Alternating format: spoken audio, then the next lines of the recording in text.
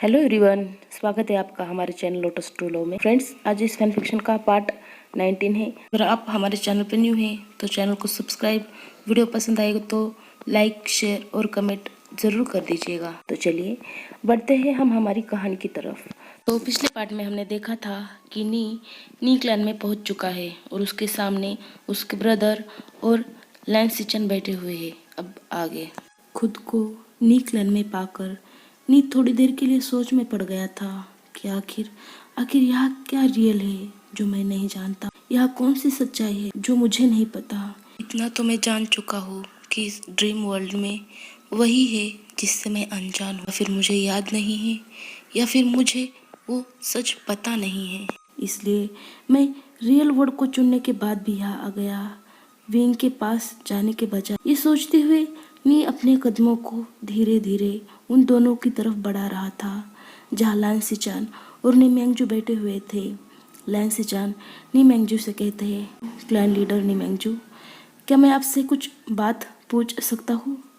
क्या आप मुझे कुछ बता सकते हैं? सिचान की ये बातें सुनकर नी मैंगजू कहते हैं, हाँ पूछिए, क्या पूछना चाहते हैं आप?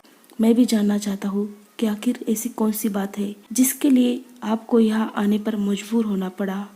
ये सुनकर लैंस सिचान थोड़ी देर के लिए शांत तो बैठे थे, लेकिन वो अपनी चुप्पी को तोड़ते हुए कहते हैं, आखिर ऐसी कौन सी वजह है जिस वजह से आपने इस साल अपने ब्रदर को गुसू पढ़ने के लिए नहीं भेजा?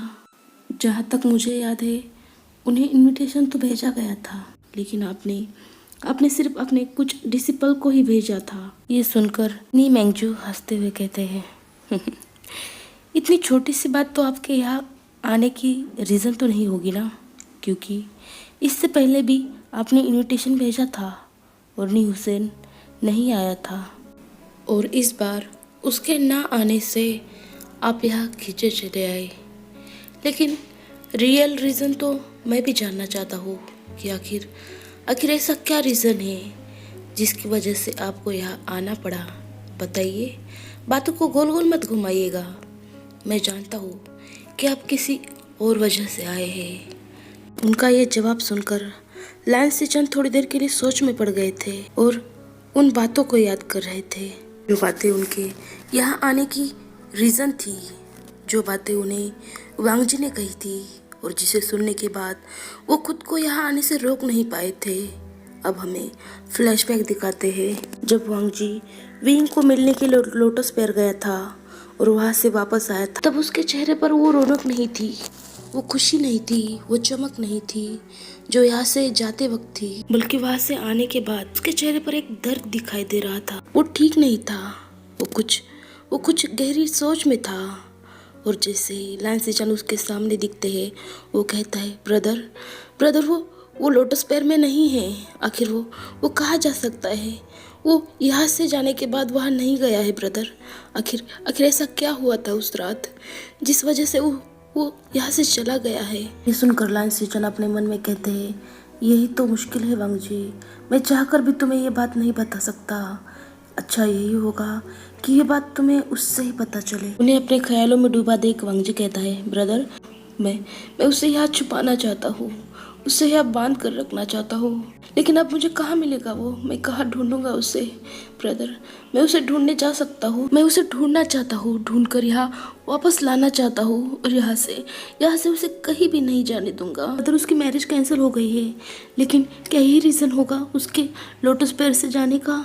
लेकिन कोई अपने ही घर को कैसे छोड़ सकता है उस इंसान के लिए जिसे उसने कभी देखा ही नहीं हो? और ये सब याद आते ही लैंस सिचन खुद को अपने ख्यालों से बाहर निकालते हैं और अपने ही मन में कहते हैं, वांगजी मैं ये तो जानता था कि वो गुस्सू से अंकल की वजह से गया था, लेकिन लोटस पेर से जाने की वजह मैं भी जानना चाहता हूँ और यही जानने के लिए मैं आज यहाँ आया हूँ। यही सब सोचने के बाद लैंस सिचन नी मैंगजू से कहते हैं, क्लैन लीडर क्या मैं ये जान सकता हूँ कि आखिर आपने सभी क्लैन वालों को यहाँ आने के लिए बैन क्यों लगाया हुआ है, और आखिर ऐसी क्या वजह है कि कोई भी क्लैन वाला यहाँ एंटर नहीं कर सकता?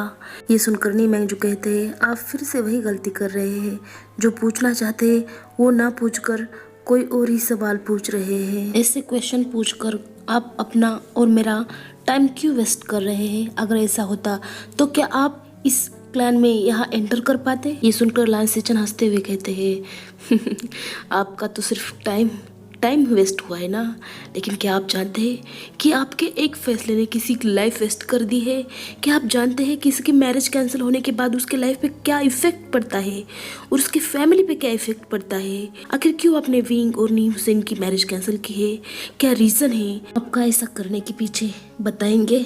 आपके इस एक फैसले ने उसकी लाइफ को पूरी तरह से डिस्ट्रॉय कर दिया है। वो अपने ही घर को छोड़कर ना जाने कहाँ चला गया है, वो अपने घर वापस नहीं आया है। क्या आप जानते हैं कि विंग का क्या हाल है, वो कहाँ है? पता है आपको? आपको नहीं लगता कि आपने उन दोनों की मैरिज कैंसिल करके अपने ही पेरेंट्स और भूषण शरण की फैसले को अपमान किया है? क्योंकि ये फैसला उन्होंने मिलकर किया था और ये बात सभी को पता है। और फिर भी आपने ये मैरिज कैंसिल की। क्या आप बताएंगे कि इसका रीजन क्या है? लान सिचन की ये सारी बातें सुनकर ने मैंगजू कहते हैं, आप ये दावे के साथ कैसे कह सकते हैं कि मैंने किसी की लाइफ वेस्ट की है, लाइफ डिस्ट्रॉय की है? मैं आपको दोस्त समझता हूँ और मानता हूँ। इसका ये मतलब नहीं है कि आप कुछ भी बकवास करेंगे और मैं आपकी बकवास बातें सुनता रहूँगा। आपको क्या लगता है कि मैं अपने भाई की लाइफ को उस इंसान के पीछे डिस्ट्रॉय कर दूँ, वेस्ट कर दूँ, जो इंसान किसी और से प्यार करता है और वो खुद आकर मेरे ब्रदर से कहे कि वो उससे मैरिज कैंसिल करना चाहता है और किसी और के साथ मैरिज करना चाहता है? क्या तब भी मैं आपके अपने ब्रदर की मैरिज उसके साथ करूं? आपको यहाँ आने से पहले उस विभूषण से ये सब पूछना चाहिए था। अगर आप पूछते तो आप इस गलतफहमी में नहीं रहते कि किसने मैरिज कैंसिल की है और किसने नहीं। और हाँ, मुझे क्या पता कि वो अपने घर से क्यों गया है और क्या रीज़न है, उसका जो भी रीज़न हो। लेकिन आप मुझे एक बात बताइएगा कि आप ये किस हक से मुझसे पूछ रहे हैं? क्या आप उसके फैमिली मेंबर हैं, ब्रदर या पेरेंट्स या कुछ है? बताइए। या फिर वही है उसका लवर, जिसकी वजह से मेरे ब्रदर से उसने अपनी मैरिज कैंसिल करने के लिए कहा है? यही सच है ना? लेकिन लान सिचान ये बात सुनकर तो एक बहुत बड़े सदमे में पहुंच चुके थे, क्योंकि उन्हें नहीं पता था कि विंग ने अपनी खुद की मैरिज कैंसिल की है। लेकिन अगर उसने ये सब खुद किया है तो उसका घर से जाने का रीज़न क्या हो सकता है? ये वो आप सोच रहे थे, लेकिन वो फिर उनसे कुछ कह पाते। वहाँ उनके पास एक बटरफ्लाई मैसेज आता है, जिसे देखकर वो बहुत ही शॉक में पड़ गए थे। और उस मैसेज को पढ़ने के बाद तो उन्हें अपने आंखों के सामने एक अंधेरा सा दिखाई दे रहा था और उन्होंने अपनी आंखें बंद करते हुए कहा, वांग जी, आखिर तुमने मेरा इंतज़ार क्यों नहीं किया? मैंने कहा था कि मैं ये सच जानने के बाद तुम्हें बताने आऊँगा और तुम अंकल को बिना बताए गुस्सों से बाहर कैसे जा सकते हो? पहले ही अंकल तुमसे नाराज़ है और तुमने अब जो कदम लिया है वो कदम तुम्हें कहाँ ला कर रख देगा वांग जी। यही सब सोचकर वो अपने कदम अपनी क्लाइंट के बाहर ले जा रहे थे। लेकिन नी ये देखकर बहुत शौक में था, क्योंकि ये बटरफ्लाई मैसेज तो उसे मिला था उस वार के दिन, उस नेवरलाइट सिटी के वार के दिन, जब विंग उस वार में लड़ रहा था। और उसे ये मैसेज मिला था कि अगर तुम विंग से प्यार करते हो, विंग को बचाना चाहते हो, तो नेवरलाइट सिटी में आओ, क्योंकि वो खतरे में है, उसकी जान खतरे में है। तो क्या ये मैसेज लान सिचन ने मुझे दिया था और उन्होंने मुझे वहाँ बुलाया था विंग की हेल्प करने के लिए? तो क्या उन्हें विंग की सच्चाई पता थी? क्या उन्हें अब पता होगा कि विंग कहाँ है? ये सोचकर वो उनके पीछे जा रहा था। लेकिन उनके पीछे जाते वक्त उसे सामने जो दिखा, उसे देखकर होश उड़ गए थे और उसके आंखों में आंसू भर गए थे, जिसे देखने के लिए वो इतने सालों से तरस रहा था। वो उसके सामने खड़ा हुआ था, जिसे वहां देखकर ये भी भूल चुका था कि वो अपने ड्रीम वर्ल्ड में है। उसे तो ये लग रहा था कि ये सच्चाई है, उसका विंग उसके सामने है और वो बिना एक पल को गवाए उसकी तरफ दौड़ता है, उसके सामने जाकर खड़ा होता। विंग, मुझे पता था कि मैं तुम्हें एक ना एक दिन ढूंढ लूँगा और तुम मुझे मिल जाओगे। देखा, तुम मिल गए ना मुझे। मैंने तुम्हें आखिर ढूंढ लिया। और आखिर तुम इतने दिनों तक कहाँ थे? और तुमने अपना दर्द, हर दुख मुझसे क्यों छुपाया? मुझे क्यों नहीं बताया कि तुम अपने घर को छोड़कर किसी और जगह रह रहे थे? ये सच्चाई मुझसे तुमने क्यों छुपाई विंग?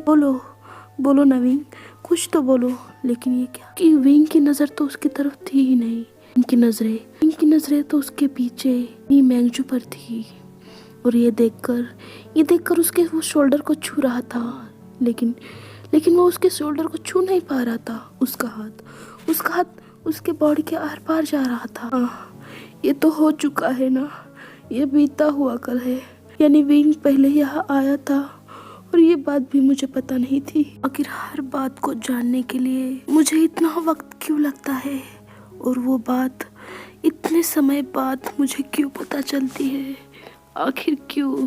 ये सब सोचते हुए वो अपनी नजरें जैसे ही ऊपर उठाता है, विंग रो रहा था। उसकी आंखें पूरी तरह आंसुओं से भर गई थी और वो बेबस होकर सामने देख रहा था। जो वो देख रहा था, जो वो सुन रहा था, वो सुनना नहीं चाहता था, वो ये देखना नहीं चाहता था। और अपनी आखिरी उम्मीद को ऐसा अपनी आंखों के सामने टूटता हुआ देखकर वो पूरी तरह टूट चुका। और ये भी सच्चाई जानने के बाद वो अंदर तक झंझोड़ चुका था। अब उसमें इतनी भी ताकत नहीं बची थी कि वो खड़ा हो पाए। और वो अपनी कांपती हुई टांगों के साथ नीचे बैठ जाता है और फूट फूट कर रोने लगता है और कहता है, नी, तुम भी उन्हीं की तरह निकले, तुम भी धोखेबाज हो उन्हीं की तरह। रबनी ये देखकर शौक में था कि आखिर उसने पीछे क्या देखा है। और ये देखने के बाद नी जैसे ही अपने पीछे मुड़ता है तो वहाँ नी हुसैन था। उसका गुजरा हुआ कल जो नी मैंगजू से बात कर रहा था। और नी मैंगजू से नी हुसैन करके पुकार रहा था। यानी विंग को अब पता चला कि नी ही नी हुसैन है। और ये जानने के बाद वो टूट कर रो रहा था। विंग कहता है, नी, मैंने तुम्हें अपना सोलमेट फ्रेंड माना था और तुमने भी मुझे वही धोखा दिया, वही सच्चाई छुपाई जो मेरे अपनों ने छुपाई थी, जिस वजह से मैं तुम्हारे पास आया था। और तुम भी उनकी तरह निकले, मुझसे सच छुपाने वाले धोखेबाज। आखिर मैं गलत था कि तुम मेरे सोलमेट फ्रेंड हो। नहीं, तुम मेरे सोलमेट फ्रेंड हो नहीं सकते। आखिर तुम होते तो तुम अब सच्चाई मुझसे नहीं छुपाते। ये कहते हुए विंग वहाँ फूट फूट कर रो रहा था। और अपने विंग को इस हालत में देखकर, फूट फूट कर रोते हुए देखकर नी रोते हुए कहता है, नहीं विंग, मुझे इतनी बड़ी सज़ा मत दो। अगर तुम मेरा प्यार एक्सेप्ट नहीं करना चाहते मत करो। तुम मुझसे प्यार नहीं करना चाहते मत करो। अगर तुम मैरिज भी नहीं करना चाहते मत करो। लेकिन फ्रेंडशिप तो रहने दो। यही तो एक है मेरे पास, तुम्हारी यादें। नहीं विंग, मैं तुम्हें सच बताने वाला था, मैं तुम्हें बताना चाहता था, लेकिन तुम्हारे मुंह से अपने मैरिज को कैंसिल करने की बातें सुनकर मैं टूट चुका था। मैं तुम्हें ये नहीं बता पाया विंग, मुझे माफ़ कर दो। मैं तुम्हें ये नहीं बता पाया, लेकिन मैं तुम्हारा फ्रेंड हूँ और हमेशा रहूँगा। तुमने कहा था ना कि मैं तुम्हारा सोलमेट फ्रेंड हूँ। हाँ, मैं अभी भी हूँ विंग। आखिर इतने दिनों के बाद मैं खुद को राज़ी कर पाया था तुमसे मिलना, तुमसे बात करना, तुम्हें सच्चाई बताना। लेकिन तुमने भी वही किया, वही सिला दिया मेरी दोस्ती का धोखा, अपनी सच्चाई छुपाना जैसी उन्होंने छुपाई थी। और यहाँ का रास्ता मेरे लिए तुमने भी अपने हाथों से बंद किया है भी नी। अब विंग नी क्लैन के बाहर जाता है और नी उसे आवाज़ लगाता रह जाता है, रुको विंग, मत जाओ मत जाओ। वो उसके सामने जा रहा था और बार बार विंग उसके आर पार जा रहा था और नी उसके पीछे भाग रहा था। और भागते भागते अचानक वही होता है जो पहले हुआ था। नी अचानक एकाएक नेवरनाइट सिटी में पहुंच जाता है।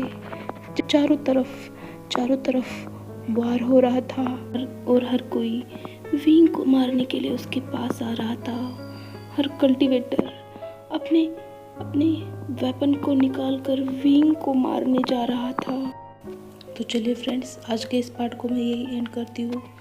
अगर वीडियो पसंद आए तो लाइक, शेयर और कमेंट ज़रूर कर दीजिएगा। मिलते हैं नेक्स्ट वीडियो में। Bye bye.